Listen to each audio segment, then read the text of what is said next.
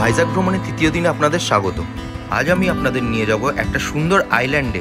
ওইদিকে হচ্ছে ডকইয়ার্ড, এই জায়গাটা দিয়েই আমি আসলাম আস্তে আস্তে এতটা পাহাড়ের উপর উঠে। আর তার সাথেই দেখাবো পাশের ওয়াচ টাওয়ার থেকে ভিউ। ভাইজাগ ভ্রমণের প্রথম দিনে আমি দেখিয়েছি ভারতীয় নৌসেনার যুদ্ধ সাবমেরিন এবং তার ভেতরের লাইফ কেমন হয় এবং যুদ্ধ বিমানও দেখিয়েছি। দ্বিতীয় দিনে আমি দেখিয়েছি ভারতের বৃহত্তম গুহা এবং সুন্দর একটি ঝর্ণা, যার নিচে সবাই আনন্দ করছে। আর যারা ভাইজাগ প্ল্যান করছেন, এই আজকের তৃতীয় দিনে ভ্রমণের এই হিডেন জায়গাটাও দেখতে পারেন। চলুন তাহলে ভিডিও ডিটেলসে শুরু করা যাক।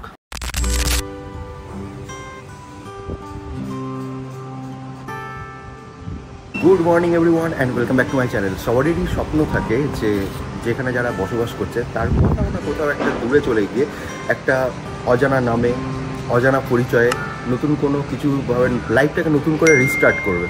তো আমার এইখানে থেকে, এই অন্ধ্রপ্রদেশের এই ভাইজাগে থেকে আমার জাস্ট প্রত্যেকক্ষণে আমার জাস্ট এটাই মনে হয়ে যাচ্ছে যে মানে এইখানে লাইফটাকে স্টার্ট করা যেতে পারে, এত সুন্দর একটা ডিসিপ্লিন শহর। আর আমি একটা জিনিস দেখিয়ে দিই, এইখানে কি পাওয়া যায়। যেহেতু সাউথ ইন্ডিয়া, এটা হচ্ছে সাম্বার, এইটা হচ্ছে অনিয়ন কারি, এইটা রয়েছে কোকোনাট চাটনি, ঠিক আছে, আর এটা হচ্ছে উপমা। আর এইটা কি রয়েছে আই ডোন্ট নো অ্যাকচুয়ালি, এখানে কিছু লেখাও নেই।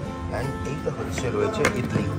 আর এই সাইডটা ছিল এইটা, অ্যান্ড এই সাইডে রয়েছে কর্নফ্লেক্স, এটা রয়েছে এটা হচ্ছে জ্যাম, এখানে বাটার রয়েছে, এটা ব্রেড, এটা ফ্রুট রয়েছে, এটা ফ্রুট রয়েছে, এখানে কাটলারিজ, আর এইখানে কফি। এবার যেটা বলার সেটা হচ্ছে, এখানে কেউ এক্সপেক্ট করবেন না যে এখানে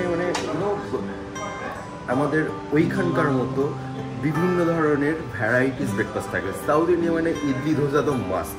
আর এটা বুফে ব্রেকফাস্ট, তার দ্যাটস মিন আনলিমিটেড। 350 টাকা per person. Hotel to hotel vary করে। সি ফেসিং যদি হোটেল নেন, মানে এটা তো একটু দূরে, আরও যদি একদম কাছে নেন তাহলে পড়বে অনেকটাই টাকা ভাড়া পড়ে যায়, লাইক 5 to 7K এরকম, 5,000 থেকে 7,000 ভাড়া পড়ে যায়। একটু যদি ভেতরে আসেন, ঠিক আছে, তাহলে মোটামুটি 2,000 থেকে 2,500 এরকম। আর যদি অনলাইন বুকিং করেন বা আপনাদের যদি কোনো পয়েন্টস থাকে তাহলে তো আরও কমে যাবে। আর একদম যদি পেছনে নেন, মানে আমি একটু আছি পেছনে, তো সেটা অ্যারাউন্ড 1,000 থেকে মোটামুটি 2,000-এর মধ্যে, মানে ভ্যারি করে আর কি।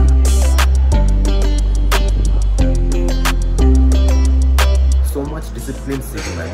আর আজকে আমার বেরোনোর আউটফিট এইটা। কেন আজকে ফেমাস কিছু জায়গা, মানে ফেমাস বলতে ইউনিক একটা দুটো জায়গা পেয়েছি, মানে যেটা রেগুলার জায়গা না, মানে সবাই ভিজিট করে সেরকম কোনো জায়গা না। তো সেটা আমি আজকে ভিজিট করব আর দেখাবো। কারণ আর যদি সমুদ্র কাছে পাই, অন্যান্যবার কি হয় যে ফুল প্যান্টে থাকি, নামলে ভিজে যাবো, হ্যান ত্যান 700 বহুত কিছু হবে। তো তার জন্য আমি কী করি যে করি না, নামি না, মানে পুরীতেও নামিনি, ইনফ্যাক্ট এখানে এসে অনেক জায়গায় নামিনি। সো আজকে আমি ঠিক করেছি যে সামলে সমুদ্র পেলে আমি নেমে যাব।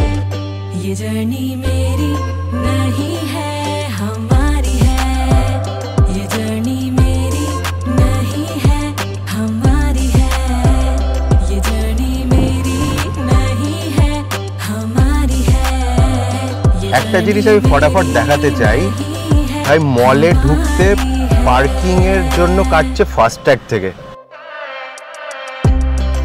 আই ডোন্ট নো ওয়েস্ট বেঙ্গলে এরকম সিস্টেম আছে কিনা, আমি ঠিক জানি না, but this is so cool man. আর বাই দ্য ওয়ে, আমার একটু প্রচণ্ড বাথরুম পেয়েছিল, দ্যাটস ওয়াই আমি এখানে এসেছিলাম, মানে কোনো পেট্রোল পাম্প কিছুই পাচ্ছিলাম না। তো আমি ঢুকে দেখলাম যে উঠে পার্কিংয়ের জন্য আলাদা করে কাউকে জোর জবরদস্তি না, কেটে গেল। ওকে, হুট করে আপনারা ভাবতেই পারেন যে ডলফিন নোজ যাচ্ছিল, হুট করে কিসের জন্য মলের মধ্যে চলে আসলো।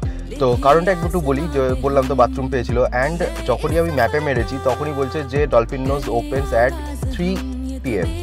তো আমি ভাবছি যে তাহলে তখন আমি কোথায় ফালতু খাবো দাবো, আমি যাই মলটা একটুখানি ঘুরে নিই, মলটা একটু হালকা পাতলা কিছু খেয়ে দিয়ে তারপরে একবারে যাবো। সো এখন টাইম হয়ে গেছে, খাওয়া হয়ে গেছে, চলো।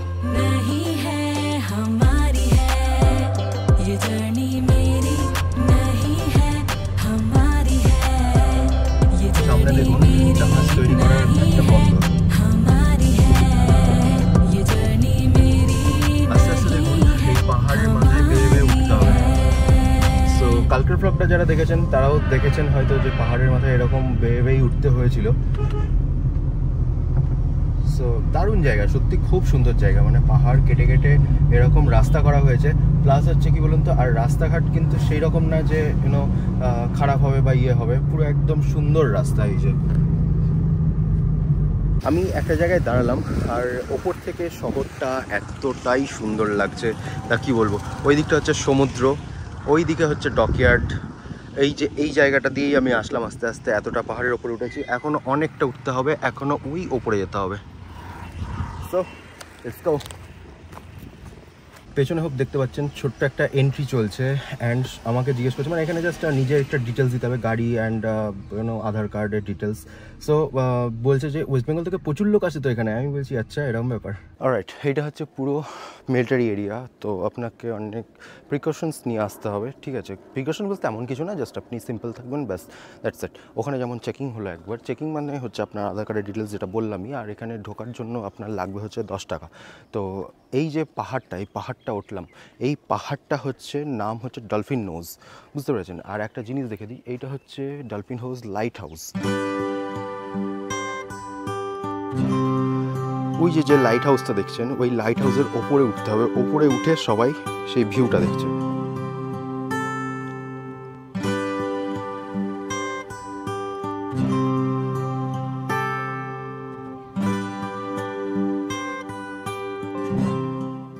ওখানে প্রচুর বাঙালি রয়েছে, প্রচুর বাঙালি রয়েছে, আর মানে বাঙালিদের গলা ভাই, ওইখান থেকে কথা বলছে, আমি এখানে দাঁড়িয়ে শুনতে পাচ্ছি, মানে কতটা দূরে ভাবুন।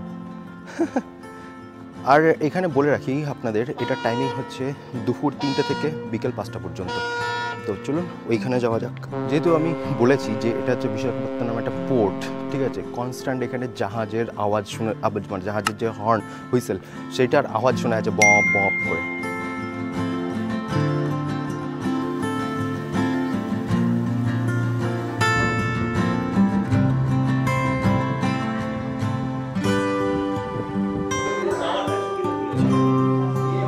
এরকম গোল গোল সিঁড়ি দিয়ে উঠতে হবে।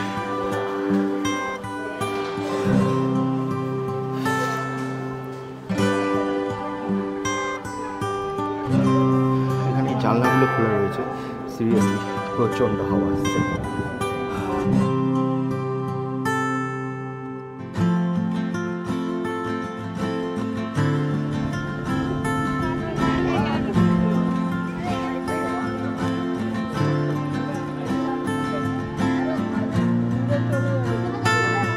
ওপর থেকে শহরটা আলাগই লাগছে জাস্ট, আর নিচ থেকে এইখানে যখন মই বেয়ে উঠা হলো না, সেটা আলাগ সিন ছিল, পুরো একদম খাড়া মই ছিল।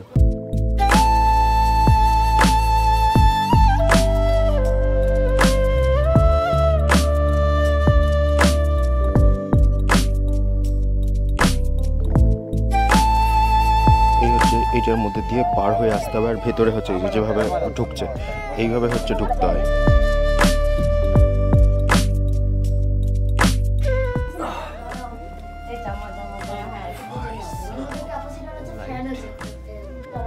ঠিক এতটাই খাড়া, আর এইভাবেই নামতে হবে। হ্যাঁ, চলুন এবার নামা যাক। তাহলে একটা ইউনিক জিনিস দেখালাম, মানতেই হবে। এখানে দেখানো হয়েছে কোথায় কোথায় লাইট হাউস রয়েছে, আর এটা হচ্ছে tallest light house in the world, ভাবা যায়। আরেকটা ইন্টারেস্টিং ফ্যাক্ট বলে দিই ডলফিন নোজ লাইট হাউসের ব্যাপারে, এটা আমার এক্সপিরিয়েন্স। এখানে যদি 100টা লোক থাকে, তার মধ্যে 80টা হচ্ছে বাঙালি। সবাই লাইন দিয়ে পরপর যেখানে দেখলেন দাঁড়িয়েছিল। আপনি ইনফ্যাক্ট আমিও দেখলেন যে আমি সবার সাথে বাংলাতেই কথা বলছি। কতজন এইখানকার লোক আর কতজন বাইরের লোক, তামিলনাড়ু ছাড়া উত্তরপ্রদেশের থেকেও লোকজন এসছে, কোনো গাড়ির রাখা রয়েছে দেখলাম। বেশিরভাগই লোকজন সব বাংলা ভাষায় কথা বলছে। 5টা প্রায় বাজতে যাচ্ছে, আর আরেকটু পরেই বন্ধ হয়ে যাবে। So time for go home man. এখানকার কালচারের আলপনা দেখুন।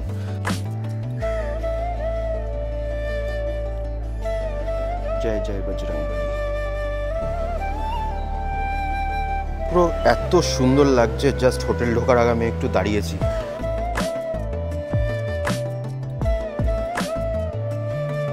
এত সুন্দর হাওয়াটা লাগছে না, কি বলবো। মানে এখানে কি বলুন তো, মানে এইরকম না যে রাস্তার পাড়ে দাঁড়ালে আপনাকে পুলিশ ফাইন করে দেবে, এসব কিছু কলকাতার মতো কোনো সিস্টেম নেই। আপনি যেখানে পারবেন, বাট একটু সাইড করে দাঁড়াতে হবে, মানে যাতে অন্তত গাড়িটা যেন রাস্তার দিকে না থাকে। যেখানে সেখানে আপনি পার্ক করুন, কোনো অসুবিধা নেই, বাট দেখে, এটাই বলে। কারণ ওই যে অনেকে দাঁড়িয়ে রয়েছে, অনেকে এরকম করে দাঁড়িয়ে সমুদ্রের ধারে যাচ্ছে, বা সমুদ্রের হাওয়া নিচ্ছে, বা এনজয় করছে, যেটাই হোক।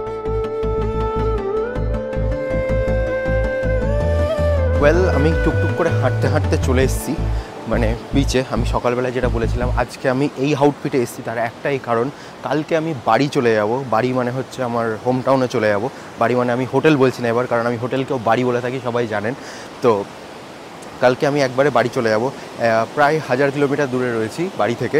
এবার একবারে তো 1000 কিলোমিটার একদিনে যাওয়া সম্ভব না, হয়তো আমাকে পুরীতে বা তার পাশে কোথাও একদিনের জন্য রেস্ট নিতে হবে একটা রাতের জন্য। তারপরে আবার নেক্সট ডে জার্নি রয়েছে বা ড্রাইভিং রয়েছে, সেই ড্রাইভিং করে তারপরে পরের দিন বাড়ি। মানে অলমোস্ট আমার বাড়ি পৌঁছাতে 2 দিন সময় লাগবে। তো এটা হচ্ছে সমুদ্র। একটা গান আমার মনে পড়ছে, এটা হচ্ছে ফার্স্ট অ্যান্ড দ্য ফিউরিয়াসের যখন ব্র্যান ও কর্নার মারা গেল, মানে মানে মানে ওনার নিজের জীবনে মারা গেল, তখন একটা ওনাকে ট্রিবিউট করে একটা গান লেখা হয়েছিল, সি ইউ এগেন। তো চলো সমুদ্র, সি ইউ এগেন। কোনো একদিন আবার হয়তো অন্ধ্রপ্রদেশে আসবো, কোনো একদিন আবার এসে তোমাদের সাথে দেখা হবে, এই জলের সাথে দেখা হবে, এই পাহাড়ের সাথে দেখা হবে। কারণ অন্ধ্রপ্রদেশ এমন একটা জায়গা যেটা হচ্ছে এই দিকে পাহাড় আপনি পাবেন আর এই দিকে পাবেন হচ্ছে সমুদ্র, মাঝখান দিয়ে হচ্ছে রাস্তা। মানে অসম্ভব সুন্দর একটা দৃশ্য পুরো ইন্ডিয়ার মধ্যে। তো ব্যাপারটা হচ্ছে দার্জিলিং গেলে আপনি হয়তো শুধু পাবেন হচ্ছে পাহাড়, আর পুরী বা হচ্ছে দীঘাতে গেলে শুধু পাবেন হচ্ছে আপনি সমুদ্র। কিন্তু এইখানটা হচ্ছে সমুদ্র আর পাহাড়ের পুরো মিলন। যাই হোক, ফাইনালি। আর এই সমুদ্রের যা গর্জন, মানে আমি বলে বিশ্বাস করাতে পারবো না। পরশুদিন যারা সাবমেরিনের ভিডিওটা দেখেছেন তারা দেখবেন যে ওইখানে একটা জাহাজ এসে কিছু হয়তো লোডিং আনলোডিং সামথিং কিছু একটা করছিল, আর সমুদ্র কীরকম গর্জন করছিল। যাই হোক, আর এখানেও শুনতে পাচ্ছেন সমুদ্রের কেমন গর্জন।